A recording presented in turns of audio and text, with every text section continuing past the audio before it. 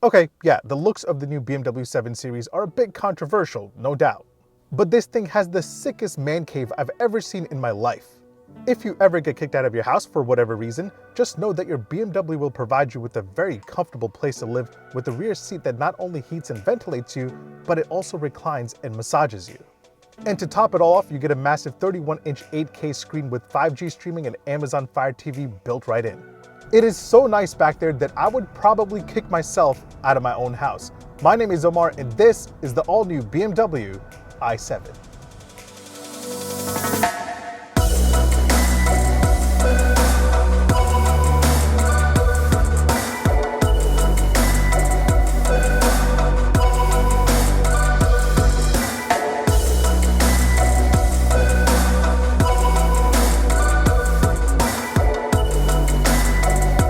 Alright, let's get right to it. The i7 is the electric version of the all-new 7 Series, and it's BMW's answer to the ultimate luxury EV segment. What you have here are two high-performance electric motors that work together to make a total of 537 horsepower and 549 pound-feet of torque. And since you have two motors, the i7 of course is all-wheel drive or xDrive. And if you're wondering if this drives like a 7 Series should, yes, it absolutely does. It has that butter smooth and insanely comfortable ride quality that you would expect from a 7. The power delivery is extremely smooth and just rolls on gently as you press the accelerator, and that's what you would expect a giant luxury sedan like this to behave. Now you can mess around with the braking regen so it brakes harder as you come off the accelerator, but I would just turn that off because I don't think anybody buying a 7 Series really likes that jerky movement. But yeah, this moves and glides down the road just like you would expect a 7 Series to do. The EV part of it hasn't taken away from the luxury experience, and that is very important. You see, buyers in this segment don't want to depart too far away from what they already know. They expect a smooth ride quality, and that's what they'll get. And to be completely honest, they won't even feel the difference because going electric has made this smoother, quieter, and even more luxurious. The only thing I will say is that if you're a rich individual that values time, maybe the whole charging it and all might turn you off. Unless you're charging at home overnight, you'll have to visit a charging station.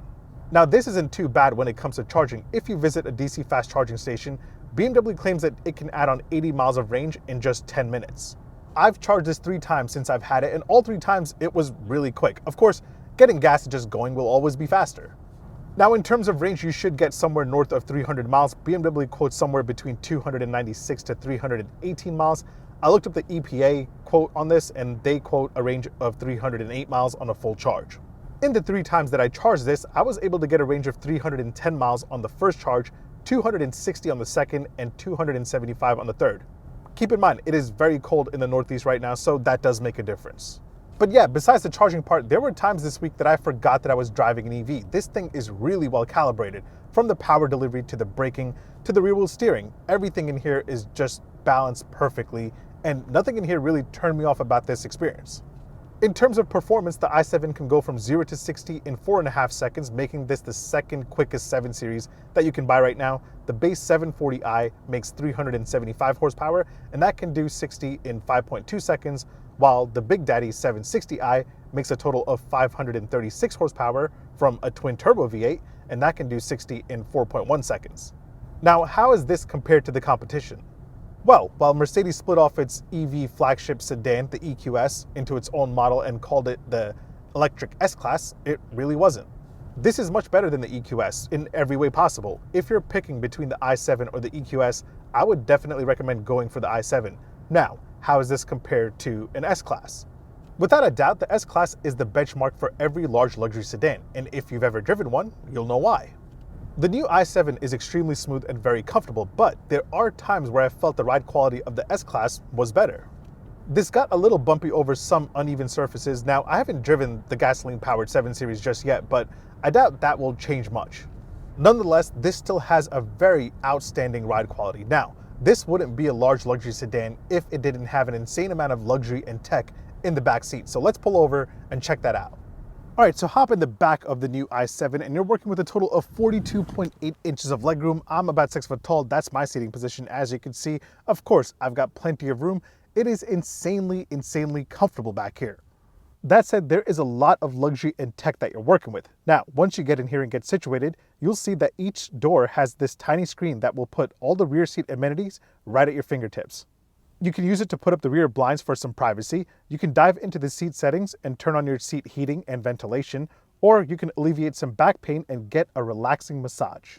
But of course, it gets even better. If you press this button right here, the front passenger seat will move forward and out of the way. Of course, it knows if somebody is sitting there so you don't hurt them. And then your seat will do a little dance and recline back and fold out so you can basically kick back and chill in the lap of i7 luxury. Now keep in mind, all this is a part of the luxury rear seating package, which will run you an extra $7,250. That will also give you this executive center console that has some cup holders and a wireless charger. But the best thing is that it will also give you theater mode, and when you activate it from this tiny screen, down comes this beautiful 31-inch 8K screen with 5G streaming and Amazon Fire TV built right in. That is absolutely crazy. I don't know how this is legal, but it is. And check this out, as the screen is coming down, all the sun blinds are closing so you can really feel like you're in a theater. So yeah, the new 7 Series just straight up owned the S-Class when it comes to rear seat luxury. I wish I had more time to spend in the back, but since my name is OmarDrives, I gotta sit up in the front and drive. That said, let's talk about the front part of this interior. But first, let's talk about the doors and how to get in. Now you can just walk up to any door on the new 7 Series and just open it manually. But this year, the 7 now gets automatic doors, meaning you can just push this button right here and the doors will swing open automatically. Once you get inside, you can be normal and close the doors manually, or you have this button right here, and again, that will close the door automatically. Now, to get this on a Mercedes S-Class, you have to step up to the Maybach S-Class, but now this is becoming more common for regular models as well. Even the Genesis G90 has this. But in here, it goes a step further. You can actually operate the doors just by using your voice. Let me show you what I mean. So yeah, you can use your hands, but you can also just talk to it like this. Hey BMW, close my door. Okay, I will close your door. First time in my life, somebody actually listened to me. Now you can also open all the doors at the same time. Hey BMW, open all doors. Should I open all doors? Yes, you should. Got it. How crazy is this? And of course, you can also ask it to close all the doors. Hey BMW, close all doors. Should I close all doors?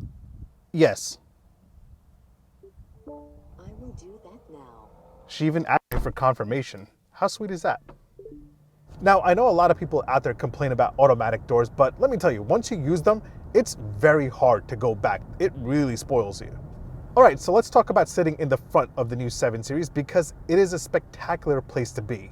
My test model has this beautiful open pore wood trim and these beautiful glass controls. Everything from the iDrive controller to your gear selector to the start-stop button and the volume dial are made of glass. Even the seat controls here are glass and look super, super classy. That said, my test model does have merino leather on the seats, but it also has cloth. I know this is the whole EV sustainability way of doing things, but this has to stop. If you're spending over 150 grand on a car, it shouldn't have cloth. I'm even okay with vegan leather, that's fine. But cloth is a big no. That said, for 150 grand, my test model does get all the comfort stuff that you would expect, including heated and cooled seats. You also get a heated steering wheel. Of course, I've also got massaging seats in here, but keep in mind they are part of the executive package, which will cost you an extra $6,550. Now, one thing that you'll notice is that you don't have any real physical buttons. Everything in here is basically touch capacitive. This transparent trim on the dash looks really nice, but it also houses some controls. For example, you slide your finger right here to open and close the vents, and if you want to adjust them, you have this little toggle right underneath it. To open the glove box, you just tap this button right here, and it opens up. I didn't have an instance where anything really failed me, but check this out. If I want to turn on the hazards, the whole ambient bar right here just blinks red. It's kind of cool, but it's also a little too much. Now, when it comes to tech, just like every other new BMW, you have this giant curved display skateboard right here on the dash. The middle screen here is your iDrive infotainment system, and it's very similar to the ones I've shown you in my other BMW reviews. You have your main center screen right here with a bunch of widgets, and then, of course, you get wireless Apple CarPlay and wireless Android Auto, along with navigation. And check this out, you also have YouTube in here, so you can kick back and chill and watch my channel while you're charging up. But yeah, in my opinion, this system is much better and much easier to use than the one you have in the EQS with the whole hyper screen layout. The screen right here in front of me is BMW's new digital gauge cluster display, and it's really nice and very sharp. You have a bunch of different layouts and a bunch of different drive mode centric themes in here, and check this out, you also have an augmented reality camera view, which will tell you exactly where to turn if you're using the navigation system. This is a part of the upgraded driver assist tech that you have in here, and you've got a lot. You've got all the lane keep assist, blind spot monitoring, all the collision alerts and everything. And as a part of the Driving Assistance Pro package, you get Highway Driving Assist, where this will let you cruise up to 80 miles an hour without you ever touching the steering wheel, so that's kind of cool. In terms of the camera game, you've got it all as a part of the Parking Assistance Pro package for $1,250. It adds on a surround view camera, it adds on a 3D view so you can circle around your BMW and see how you parked.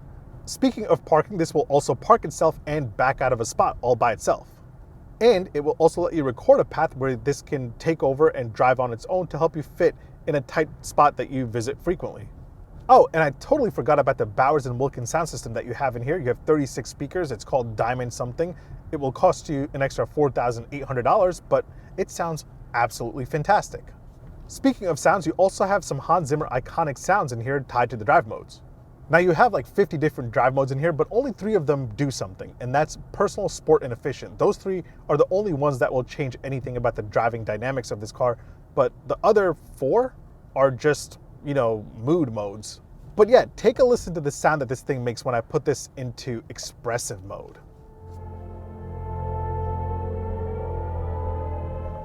That sounds like some interstellar type stuff. Take a listen again. That's funny. All right, let's pull over and check out my daily ownership highlights before we get into the pricing details and whether or not if you should buy one. And let's start off with how many cup holders you have. You have a total of 4, 2 in the front right there for the front passengers, and then you have 2 in the back right here in the center console. Here are the keys to the new i7, although you don't need them because you can just use the BMW app. Door close sound from the outside, gonna do it the automatic way. And from the inside, solid. Charging game wise, up front you have a wireless charger right there and 2 USB-C ports in the center armrest. In the back you're working with a wireless charger right here and 2 USB-C ports in the center armrest. You also have 2 USB-C ports on the back of each front seat so you can hook up an iPad or any other tablet. And of course, let's do an indicator and horn sound test. Indicator first. Same old BMW indicator. Now for the horn sound. Oh yeah, that's solid. All right, so should you buy an i7? Well, if you're in the market for a really, really luxurious electric sedan, and if you're rich, then this is an outstanding option. Pricing for the i7 starts at around $122,000, but as tested here with all the extra bells and whistles, you're looking at over $151,000. Again, this is my pick over the Mercedes-Benz EQS by a long shot. However, if you're not into the electric side of things, then the gasoline-powered 7 Series should be just as good, but you might want to also test drive the S-Class. Now, whether or not if this looks good is a different story. I wasn't avoiding talking about the exterior design, I was just saving it till the end, and I don't know why. I think it looks better than the EQS for sure. Anything out there looks better than the EQS, but this is definitely different and polarizing. The giant grille and the whole headlight split thing is a lot to take in, I get it. By the way, the top part of those headlights are the daytime running lights, and they're made with Swarovski crystals. I don't know if I know how to say Swarovski, but that's how you say it. That's how I say it.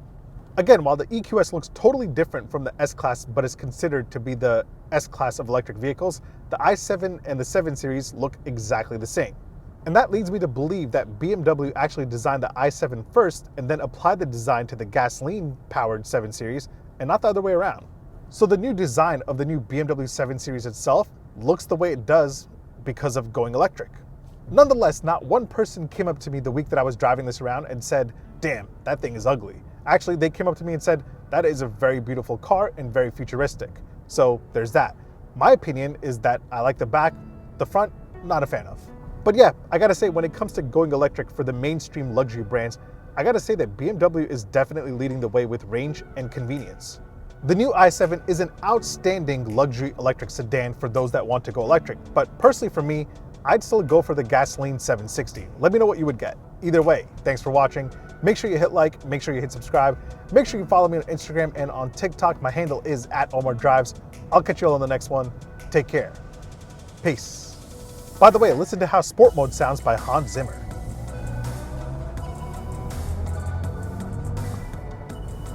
Kind of cool. But that expressive mode, let's just switch to expressive. Gonna make this right turn over here coming up. Makes a sound when you're braking too. Here we go, Interstellar coming up.